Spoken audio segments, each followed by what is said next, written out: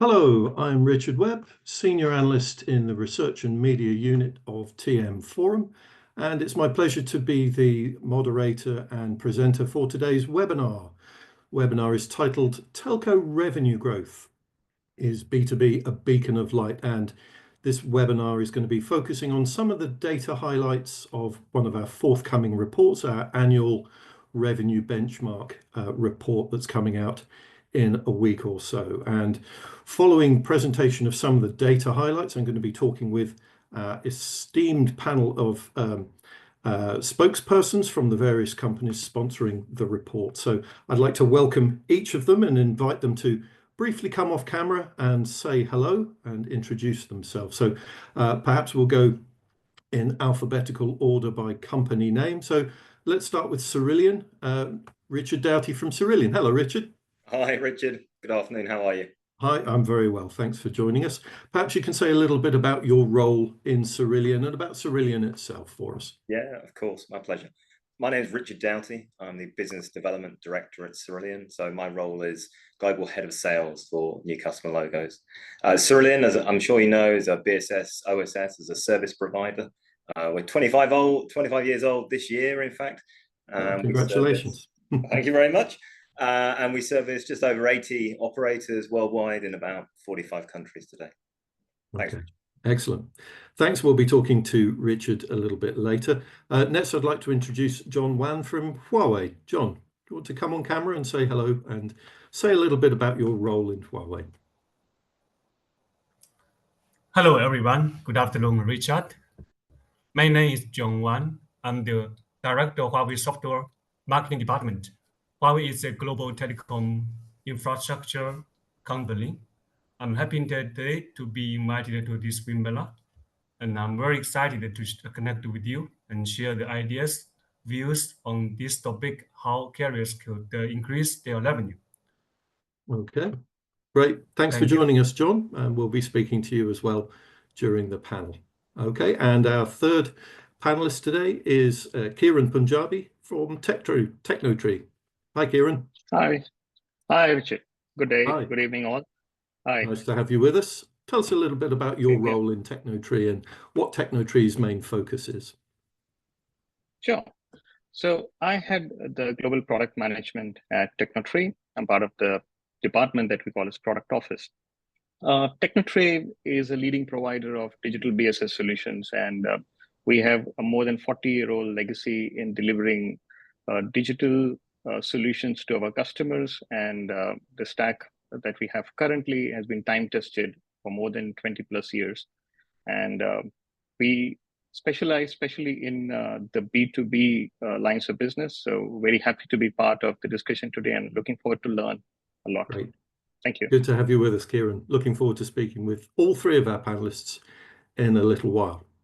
But before we get to the Q&A part, I'm going to share with you some of those data highlights from our annual revenue benchmark report. So if we could have the next slide, please. A big gulp of water before I launch into it. So our revenue benchmark report, for those of you who might not be familiar with it, is something that we've been doing for several years consecutively within the research and media team at TM Forum.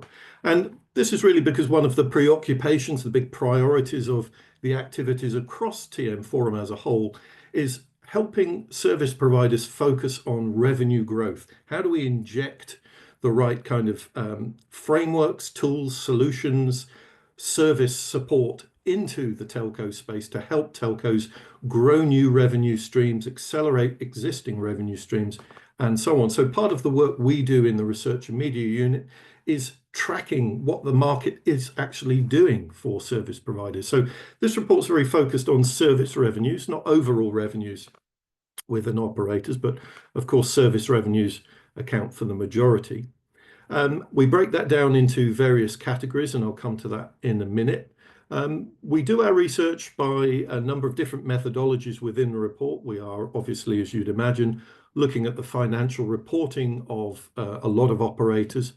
Those we track specifically in the report in aggregate account for about 80% of global telco service revenue. So we're getting a pretty solid snapshot of the overall global market.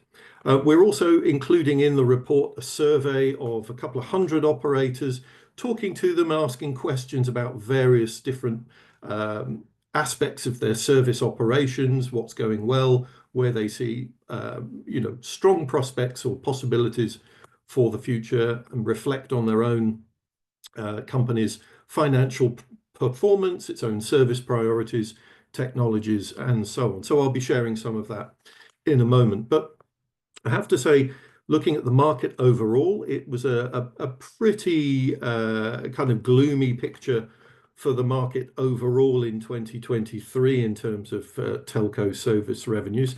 Yes, there is a little bit of growth there, 1.95%. Might not look too bad in a fairly mature market, but really when you look at that in the context of inflation, which is up in some parts of the world above 4 or even 5 or 6%, it shows that market growth is lagging now behind where overall macroeconomic trending is going. So it's not a particularly healthy picture. And then you add to that some of the services or some of the service revenues reported by operators also then benefited from some conducive currency exchange rates and so on as well, that perhaps have slightly artificially inflated some parts of their service revenue reporting. Then you can kind of see, when you have that context, the overall market really isn't looking that strong. That said, this is the overall market, so it does tend to smooth out some of the some of the more positive stories. They get a little bit lost in there. So we'll try and call out a few of those as we go. Really, I have to, pay special attention here to the Chinese operators, the 3 major operators in China, which, in aggregate account for about 13% of the overall global telco service revenue market.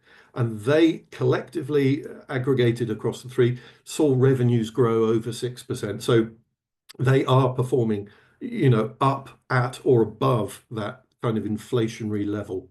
So it's not all doom and gloom, but it's certainly not been necessarily an overwhelmingly positive picture. So just to give that little bit of context before we move on.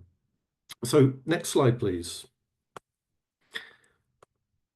We focus on 2 specific groups of market within the report: the consumer market, which we reference as B2C, and then the business to business market that I'll be spending a bit more time focusing on. But to start with the consumer market, a small decline here overall, down just over 0.5% year on year in terms of revenue. Really, that's been a factor of a few challenges in the market. Certainly a lot of sustained competitive pressure. That's been something that particularly mobile operators have been expressing. They've seen very strong competitive headwinds. Partly that's just because of the presence of those other tier 1 players, but also the growing influence and market presence of mobile virtual network operators. Now there's a proliferation of them. Very often they're focused on certain demographics or certain services like international calls or roaming or something like that. And they're very good at it because they're marketing driven organizations. So that's definitely started to nibble away at what some of the tier 1 mobile operators would normally have been able to capture in terms of their own service revenue. We have seen some brighter spots: fixed broadband, fiber to the home type services certainly growing. I think there's a general market consensus about the right kind of price points for those services, a greater consumer awareness of what a strong gigabit plus broadband connection actually delivers to the home. And again, a lot more of these home markets are also remote working or hybrid working environments for a lot of us, including myself. So that kind of bandwidth is something more of a no-brainer. So that has been a growth market. Within that, we've also seen fixed wireless access see some positive subscriber growth over the year as well in the markets where it's playing out. Sometimes that's in competition with fiber to the home. Sometimes it's an alternative to, particularly in suburban and more remote or rural regions where fiber was never really going to be built out in any kind of dense kind of topography. So fixed wireless access is quite a nice alternative to the same sort of market that home fixed type of broadband offer. Some of the B2C services that we were talking about quite positively in previous years don't seem to have quite materialized, or we're actually seeing operators quite actively move away from. One of those was the TV market. We saw a number of operators over the last year or so pull back from that market. And by TV, I mean actually buying into content markets to be the content distributor, the content platform. Here in the UK, we've seen BT Sport now reach the twilight of its existence as that brand, having been quite a big investment area for BT in the UK going back several years. It hasn't really driven subscription growth in the way that was perhaps hoped. What we're now seeing, although there are some examples in the report of operators doing still pretty well with TV subscription type packages, typically allied excuse me, to their home broadband package. Mostly we're seeing TV service when it's offered more as a kind of customer retention type offer bundled in with other services and more of a kind of smart home type package perhaps, or a home broadband plus kind of offer. It can be bundled with video gaming. We've seen that as well in some markets, but typically it's signaled a bit of a retrenchment from TV services. What we are seeing is more activity in video, but it's kind of video streaming again as a customer retention play, not necessarily as a direct provider or producer of that content. So it's typically allied to streaming services and so on. Next slide, please. So by contrast, looking at the B2B market, a little bit more positive here, growing from a smaller base figure, whereas consumer revenues across the globe in aggregate account for about 70%, we'd say, of overall service revenues. The B2B market is smaller currently. It's typically something in the region of 20 to 25% of overall service revenue for operators, but it is growing at a faster rate, albeit from for most operators, a smaller base figure. So up close to 3%, which looks reasonable. Reasons to be somewhat optimistic about it, or perhaps somewhat pessimistic that it's maybe not going faster. But within that, we are seeing some areas that are definitely going quicker than that, and some legacy areas, voice, particular legacy voice as a service revenue driver, really coming down as a proportion of that total. So we're seeing it being replaced in the mix of B2B services with cloud services, edge services, security, and so on. Some of those are where we've seen them called out by operators, showing pretty healthy signs of growth. We've seen operators that are reporting security revenues growing by double-digit figures year on year, not necessarily stating what those revenues are, but stating the growth metric as quite a healthy one, presumably from a fairly small base. We're seeing other service areas like IoT beginning to scale up in terms of number of connected devices, inhibited a little bit by the 5G IoT device ecosystem, still not proliferating in quite the way that we hope that it will. But also we're seeing that average revenue per user or per connected device coming down as well in IoT. Perhaps that's a natural consequence of that scaling up, but it also puts some pressure points on the business case for some IoT applications. But within industrial environments that are also seeing some life around private networks, private 5G, it's a good fit there, and we do think that there will be a synergy between IoT adoption, private network adoption, and so forth. So we'll dig into the B2B market in a little bit, and also in the panel discussion to talk about where some of those brighter spots seem to be popping up. Next slide, please. So CSPs still are quite optimistic. As you can see in the three graphics, the text is a little small, but I'll talk to each one briefly. So we ask our survey respondents, the CSPs we speak to, what do they see as a reasonable level of ambition for their overall business in the next 2 or 3 years? And there's a fairly even split here, but actually nearly 40% of our respondents are aiming to deliver robust revenue and profit growth, i.e. more than 3% above inflation in the next 2 to 3 years. So they are basing that optimism presumably on what they're seeing coming down the line within their own organizations in terms of new services that are currently being developed, new technologies that are being deployed, and market interest in some of those activities from their enterprise customers as well as their consumer base. Next, we ask at the top of the right-hand side of that chart for B2C and then below B2B, what's a reasonable estimate of year-on-year revenue growth? Well, it's fairly modest, as you'd expect from my earlier commentary on the B2B side, on the B2C side, with only 9% really estimating that there could be more than 10% revenue growth year on year. Contrast that below with the B2B business for operators, and we see a quarter of our respondents, 25%, estimating more than 10%, and another 25% estimating 5 to 10%. So a lot more optimism there, and most of it focused around B2B opportunities. Next slide, please.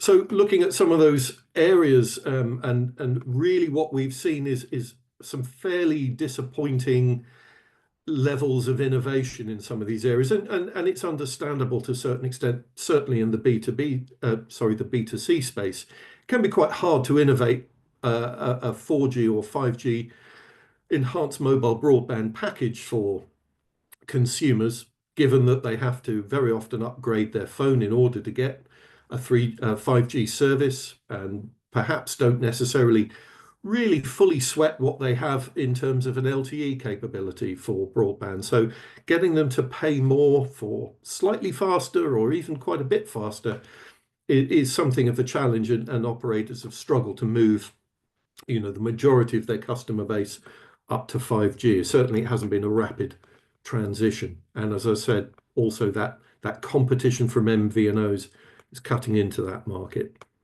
Fiber broadband has seen modest growth, but fairly steady. 5G fixed wireless access has been kind of riding on the top of that, slightly higher growth than general fixed broadband.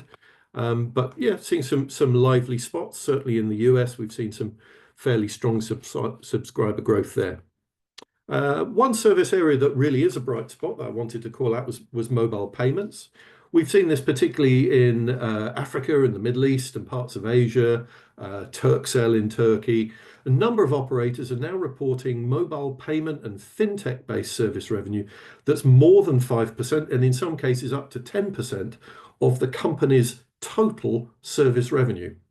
And this is really quite a thing to be reporting on as a business that is focused on connectivity. But we're seeing, because the proliferation of financial services that are possible or enhanced by, let's say, mobile connectivity, which is not just about the connectivity, but about the security and the computational capability on the device as well, it's really, really proliferated very, very strongly in a number of markets. So we've seen this move from kind of mobile payments and bill payments and money transfer to things like airtime recharging, merchant payments, in-store point of sale, QR code-based mechanisms, and so forth. And we're now seeing an even greater swell of potential financial services, loans, savings, insurance, investments, overdrafts, pension schemes. We're seeing moves by some of these players into more B2B spaces around business loans,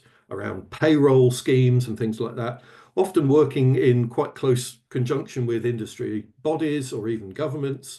So there's really quite a strong potential for operators in markets that perhaps have seen a significant proportion of their population not really served by traditional banking infrastructure or banking mechanisms.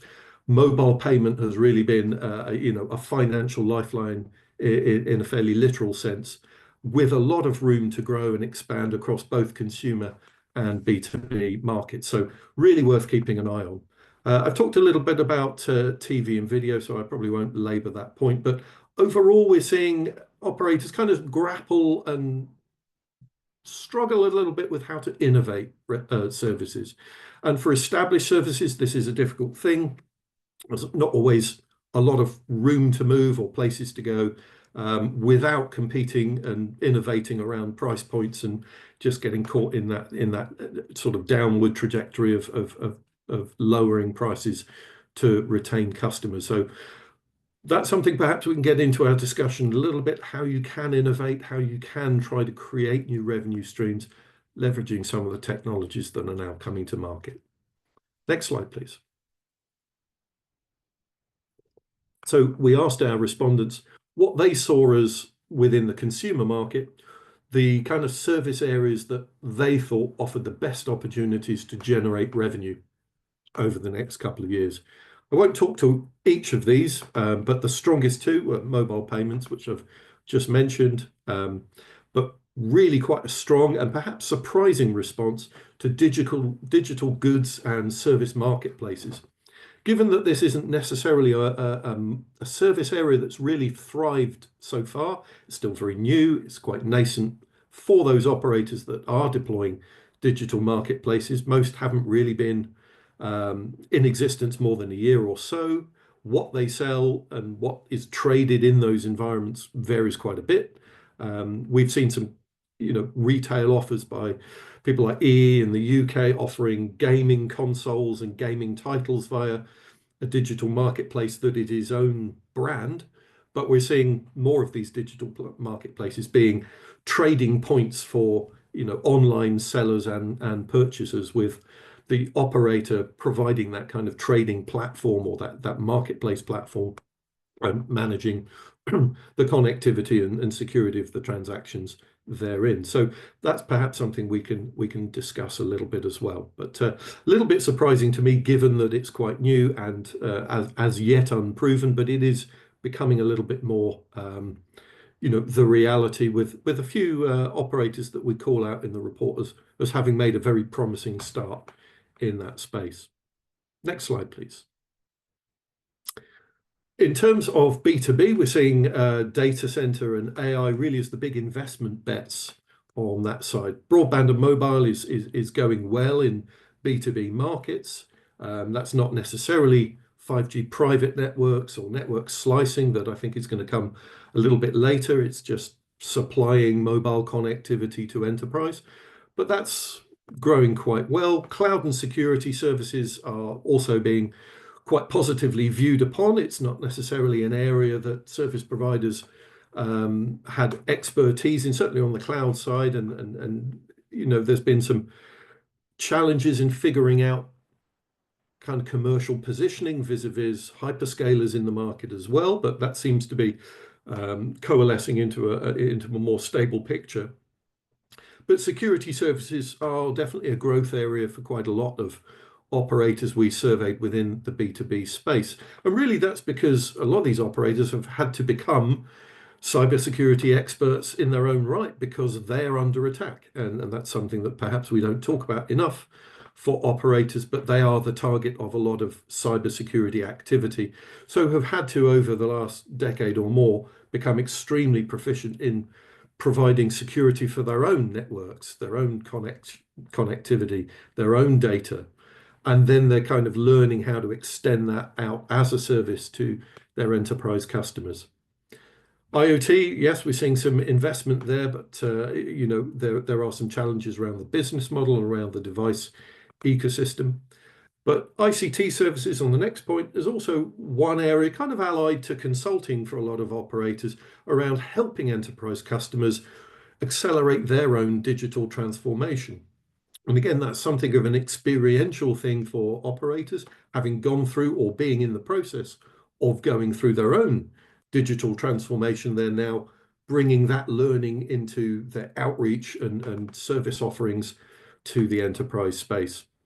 But really, as I said at the beginning of this slide, it's AI-driven data center investment that has been one of the really big bets that we've seen materialize over this year. And I say a big bet is because it really is an investment that hasn't yet necessarily kind of proven out its ROI at this point, but a lot of examples of really quite substantial, quite strong, consistent investment in data center infrastructure from service providers. And a lot of that is driven by the needs that they're anticipating for AI compute capability and the additional kind of traffic handling and security and so on that AI is going to drive. So it's a data center investment, it's a network investment, but AI is really at the root of that.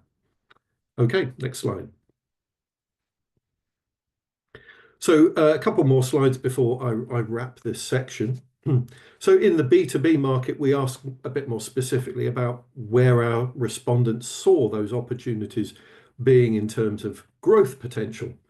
Cloud came out on top, and security, as I've already talked about. Those were the top two. So over half of our respondents saw that very positively as a significant opportunity for revenue growth over the coming years.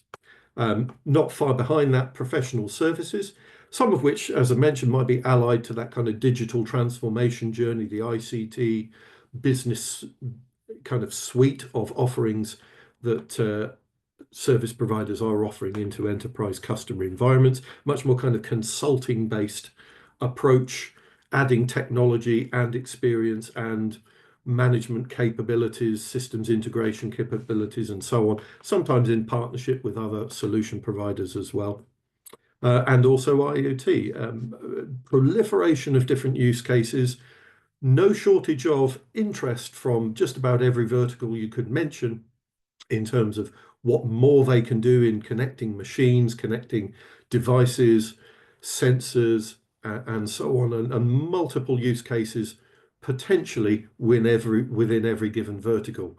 So as that device ecosystem proliferates, as 5G gets built out more and more, as private networks come into enterprise locations, as network slice services open up, you can see that this really will kind of ride the crest of that gradually building wave. Not going to say it's a revolution, but definitely that IoT evolution is underway, even though, yes, I would still say there's some challenges with regards to the scale and the business model and so on. And then platforms and marketplaces, that also pops up. Not quite as strong on the B2B side as it was on the B2C side, where it really is seen as having a strong drive potential for revenue, but definitely showing up here as well. So it'll be interesting to see how that evolves. A bit surprising to see edge computing a little bit lower than the rest. It was much talked about a couple of years ago, perhaps a little bit less so now. Some challenges in really getting that business concept up and off the ground, but could still happen. And AI again may be a driver that ignites that. Next slide, please. So last slide was really talking in the B2B space about 5G and what kind of technology enablement that operators saw they would need in order to help them drive 5G into the B2B space and grow revenues from that market. In the middle there, you'll see BSS, OSS modernization, really at the heart of what CSPs feel right now is going to help them generate revenue growth from 5G services. 65% saw it as extremely important. Not far behind it, also, something that we asked about, edge capability in the network to deliver lower latency. That might be something that is also driven by the other point on the top line there, the evolution of 5G standalone, the deployment of 5G core that enables 5G standalone services. So these things aren't in isolation from one another, but yeah, it was good old BSS and OSS that was the top rated, and perhaps that's a reflection of where service providers are in their own technology transformation journeys. Lower down, some of the things that have garnered some headlines like Open RAN, but not necessarily seen as right now central to what operators need to be able to make 5G really fly in enterprise markets. Okay, I won't labour those points anymore, but I now want to open up to discussion. So I'll ask our panelists to come back online. If you could reignite your cameras and your microphones, please, gentlemen. Okay, so apologies for what was a very rapid whistle-stop tour through just some of the highlights from a very long and detailed report that skims across the surface of actually quite a lot of service areas, a lot of different technologies.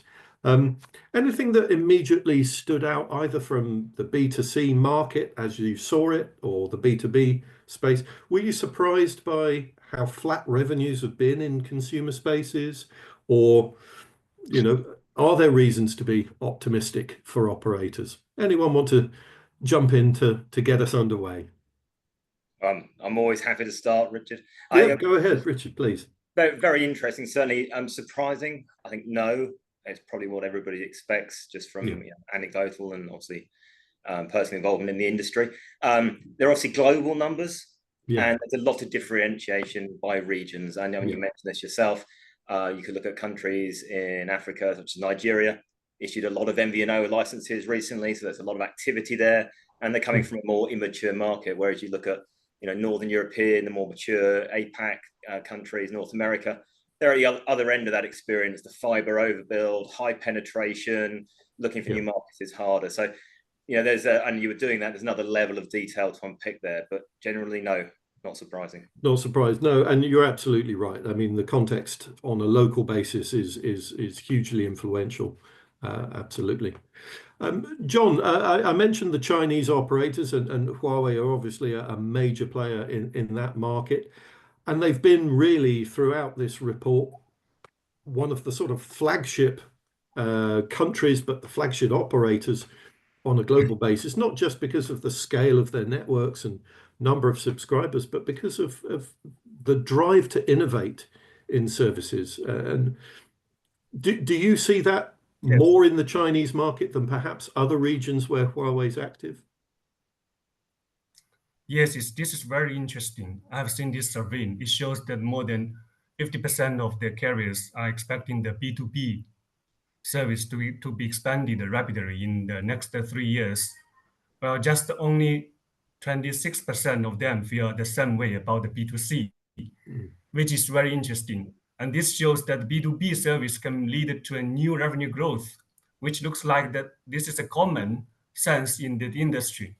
And in addition, we have seen that more and more carriers are making B2B business strategy as their main revenue for growth. You mentioned the China market. The China Mobile Group has achieved 14.2% CAGR in the enterprise business, which is called the DICT business. It has been quite a successful performance for the past couple of years for China Mobile. Well, I do think for carriers to develop the B2B service, typically there are two directions based on my personal observation. On one hand, for the large enterprise customers, carriers could apply the upselling strategy. When the first package was sold to big enterprises, more packages could be sold to them going forward. For example, simply like we firstly sell the connectivity service to our big enterprises. Then in phase 2, carriers could sell cloud service to the same customers. In phase 3, carrier could sell IoT service to the same customers, and then maybe IoT vertical solutions, and then maybe data center co-location service to the same customers. So this is a very typical common sense for our big enterprises. And for example, oil is a peanut industry in Saudi Arabia, and we have seen the SDC in Saudi Arabia. It has a very big enterprise customer called Aramco, which is the largest local enterprise in Saudi. When they expanded this B2B service to Aramco, the biggest enterprise customer in Saudi, SDC, firstly, they sell the 5G private network to them to access the the IoT service. Later, in 1 year, it added the enterprise private line solution to the some company. Later, they sell the slice-based enterprise private network to them. In this way, SDC not only provides the rich solutions for the some customers, but also promotes his own sales. On the other hand, for the SME market, small and medium-sized enterprises, carriers are adopting, we call it the horizontal widening strategy, which means that carriers under different vertical industries in turn promote and practice the B2B solutions in some industries initially, and then they replicated them to other industries. For example, also in the Middle East market, the ENT group in the UAE, they cooperated with Microsoft to build the business app store to provide the products such as digital marketing and consumer engagement. Due to the large tourist market in the UAE, ENT initially focused on the SME markets in the tourist industry and provided the ICT solutions to the tourism industry companies. Gradually, they developed this same business model to other industries like healthcare, logistics, and retail industry. So this is very interesting, Richard. Yeah, thank you, John. John, you make a number of really good points. I'm going to pick up on some of those and maybe then offer them out to our other speakers. Kieran, you said at the top that Tecnotree's got quite a significant focus on the enterprise space. So first question quickly, how do you see the enterprise market in terms of that overall revenue growth at around 3%? Do you feel that that's what you would expect, but also in context of where we are in that journey? It's still pretty early days, right?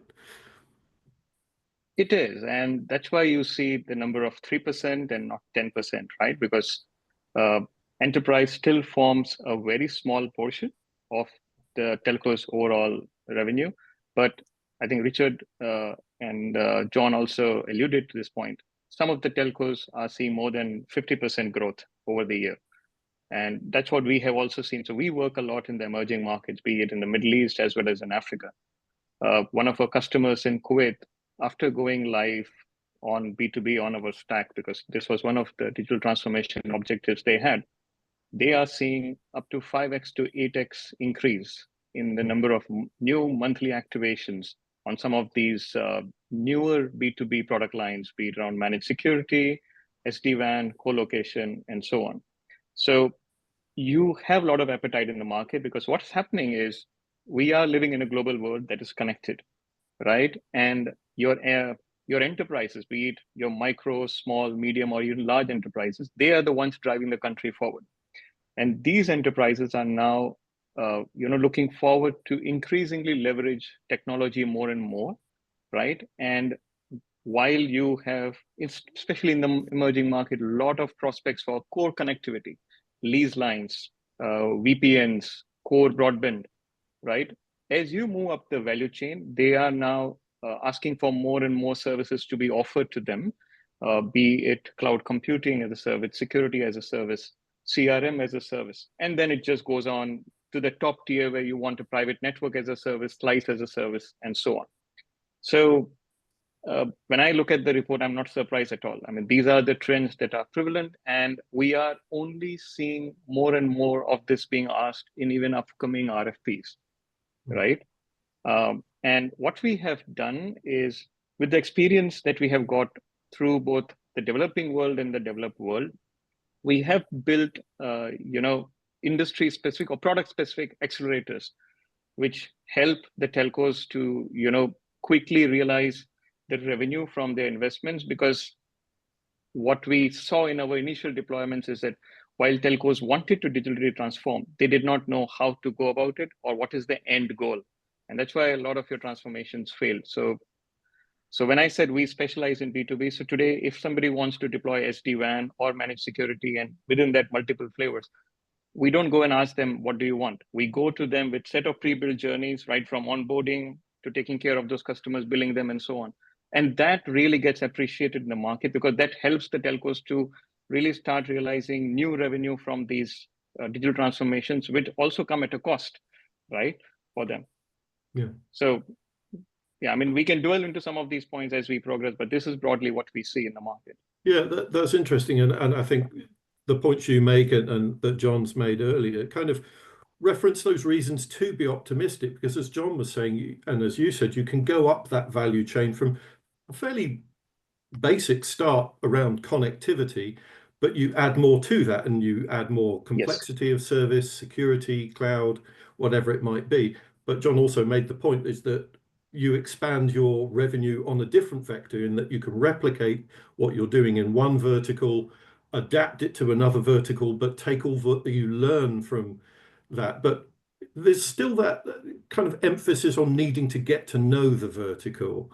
And I do think that's an important thing. And that's where, you know, the ecosystem of solution providers can also be, you know, a real ally to operators.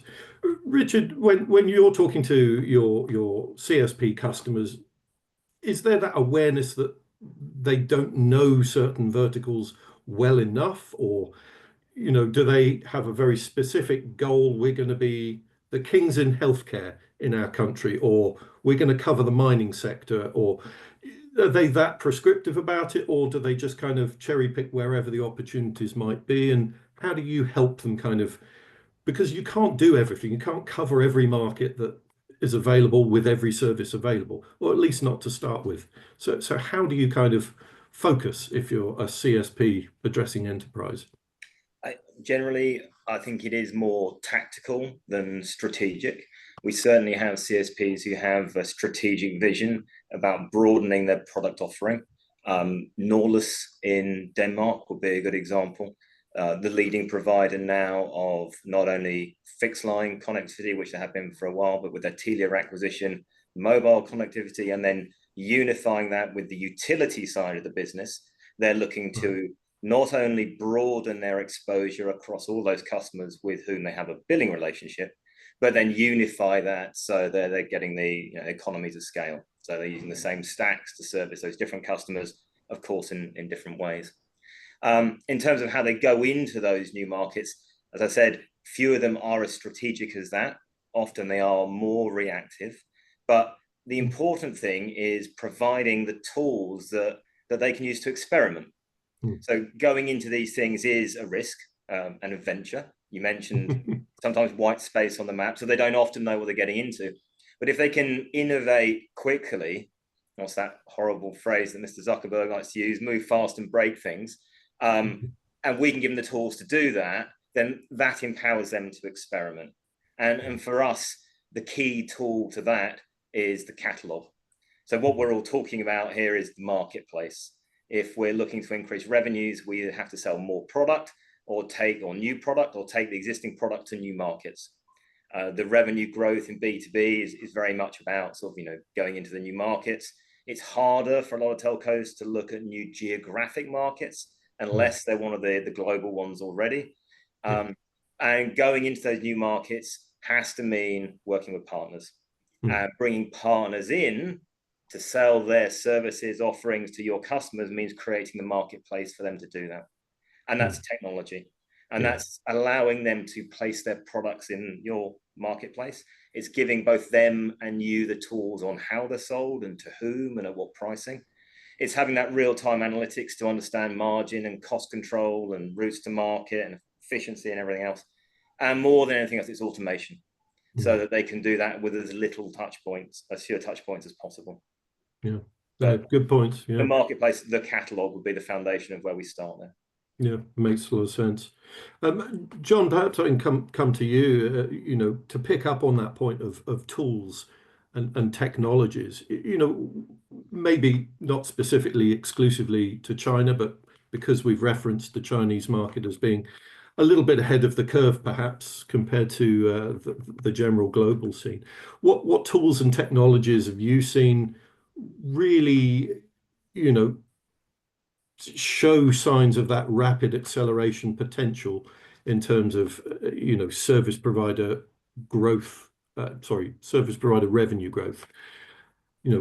What is it that the Chinese operators are doing that you think the rest of the world could learn a little from in terms of technology deployment?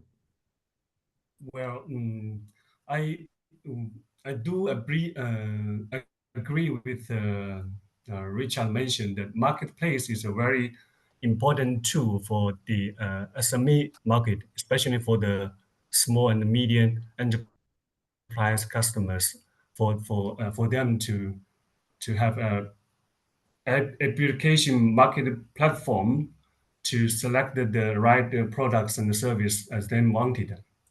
Well, I think today we have to talk about AI and DevOps, especially for AI. I believe that the DevOps is the foundation of the agile operation, while AI is the accelerator. Here we have some few points on how to apply the AI technologies to the B2B operation. First, accumulate the professional knowledge based on the historical O&M experience and data and best practice to enable large models to solve our problems. And this requires our CSPs and the BSS vendors to enhance the capability of extracting high quality data while ensuring data security and use it for AI modeling training. And secondly, they collaborated the generative AI and predictive AI efficiently, which means leveraging the capabilities of the generative AI, such as envision, the integration, and generation, and the capability of predictive AI, such as segmentation and decision-making, to collaboratively enhance the operation efficiency, which is very important, I think. Last but not least, technology must benefit to our business use cases.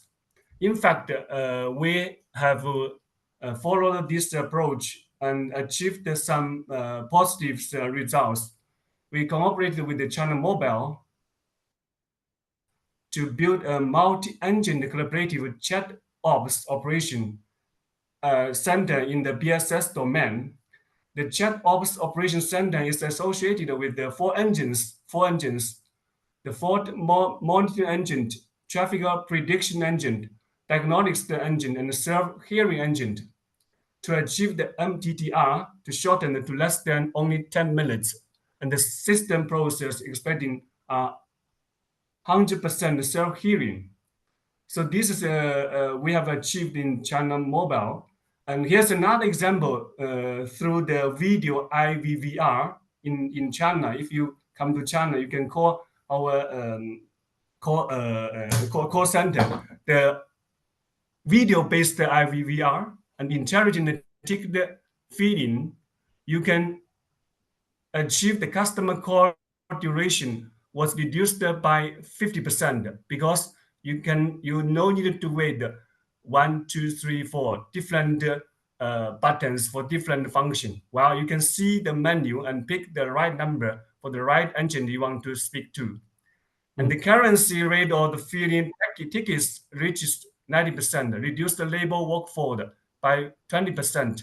And this coverage rate of intelligent quality inspection increased from 50% to 100%. So this is the two cases that we have seen in our country by applying the AI technology to improve the B2B operation efficiency. Richard, I hope this is also we can see in other market. It's very interesting, and I always feel like I'm getting a glimpse of the future when I see what Chinese operators are deploying here and now. Kieran, to pick up on some of John's points about AI, I mean, for operators, do you see it as a revenue generating technology, or is it more about that kind of performance enhancement, efficiencies, cost reductions, customer experience enhancements? They're not unimportant, but do you also see it as having the potential as a revenue generator, or do you see it more in those other contexts? What are the operators you're talking to see as the roadmap for AI? I think it is across the spectrum, right? Today, AI has reached a scale and maturity where it can help you improve your network. And when I say network, the full stack, right from your radio network all to your service availability, your recharge availability, and so on and so forth. And at the same time, improve the customer experience, because AI can actually enable you to optimize your journeys on the go, so as to make sure that you offer a more intuitive experience to your customers whenever they come to you, be it for onboarding or be it, as John mentioned, for getting some service, for complaining, and in all the cases. You can also use AI to upsell, right? To understand more about your customers. It is fairly easy to do it on the B2C side, because everything is almost by the book, right? You don't have bespoke quotes in B2C. You don't have bespoke discounts. In B2C, you don't have bespoke discounts and all. When it comes to B2B, there is a lot more that you need to understand, right? Because right from the way you quote through your CPQ to how you negotiate your contract, what goes into your contract, and so on and so forth, there is a lot of bespoke element that goes into each and every quote, and this varies across industries. We are now at a stage where you can use AI for that as well, wherein what you need to do is you don't only need to understand about the customer, you need to understand also about the industry within which that customer is playing. You need to understand the country where they are. And through generative AI and these LLMs, which are now having the knowledge of the world, you can actually come up with upsell strategies, for B2B, which can be tailor-made and which may not even be visible to your customer through their own research, right? So definitely AI as a revenue enhancer, I mean, it definitely ticks that box as well, right? So it is all across the spectrum. I would disagree. Okay, please do, Richard. Where operators are selling AI as a service.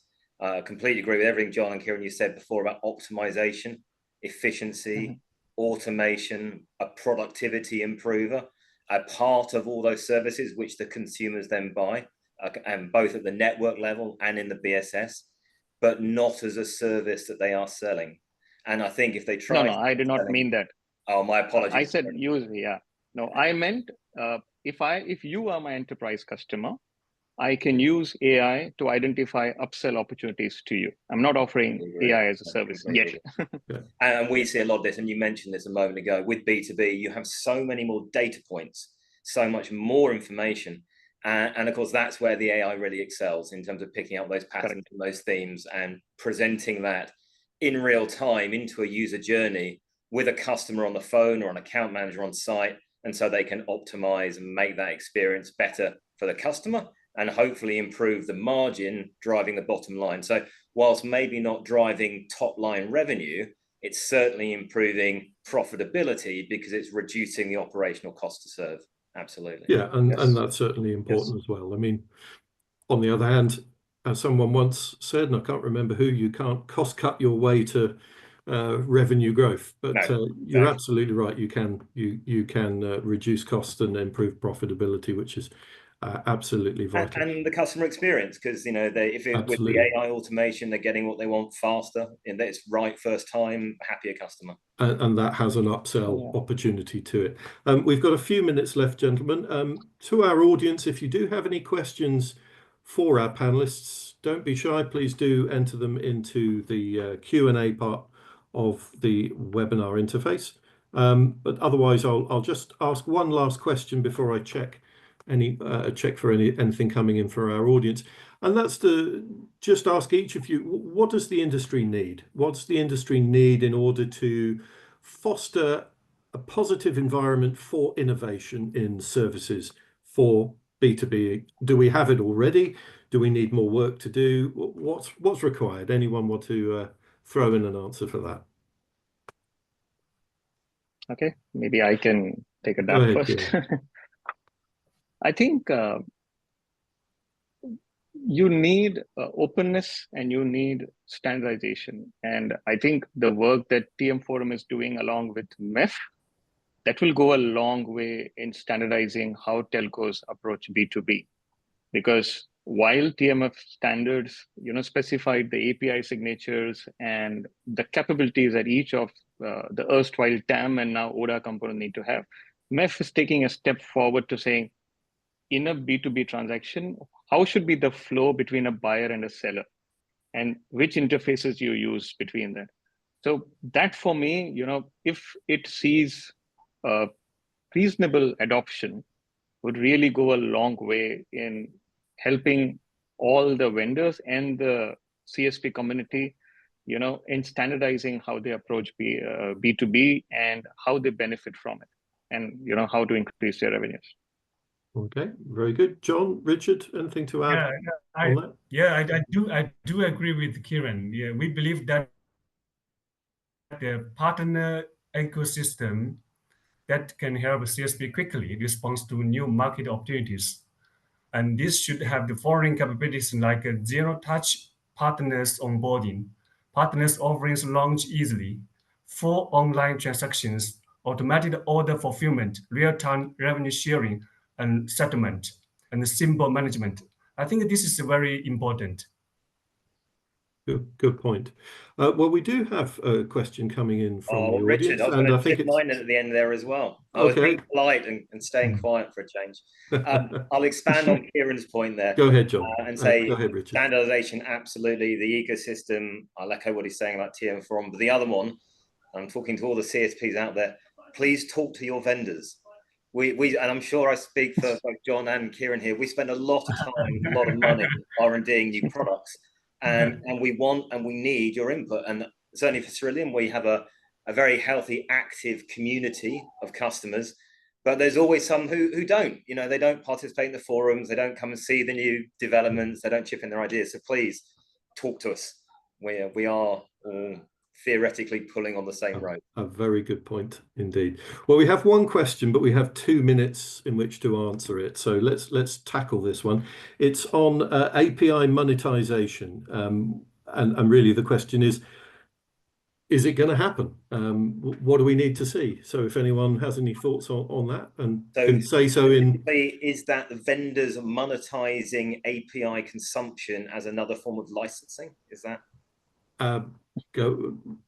talk us through that, or do you see an opportunity for operators to leverage network APIs, for example, and monetize them? I mean, it's a model that we saw initially adopted typically by these sort of best of breed BSS vendors who were looking, I would say, for a slightly below the radar way to increase revenue. So it won't appear in top line pricing, a certain amount will be bundled into the base package. And then when you blow that, you're paying per API call effectively. It is certainly a monetization approach. My experience is it engenders a very bad reaction from customers when they realize that's how they're being charged. Okay, interesting. Okay, any final thoughts, John, Kieran, either on API monetization or just final thoughts that you want to leave our audience with? And I can add on the... Go ahead, John. You can finish. Please, Kieran. Please, you first. Sure. Thank you. So, I mean, I can just add on the API monetization. So the opportunity has always been there, right? For telcos to externalize the data, right? Now, the data could be from customer's profile or what kind of experience the customer has been having and so on.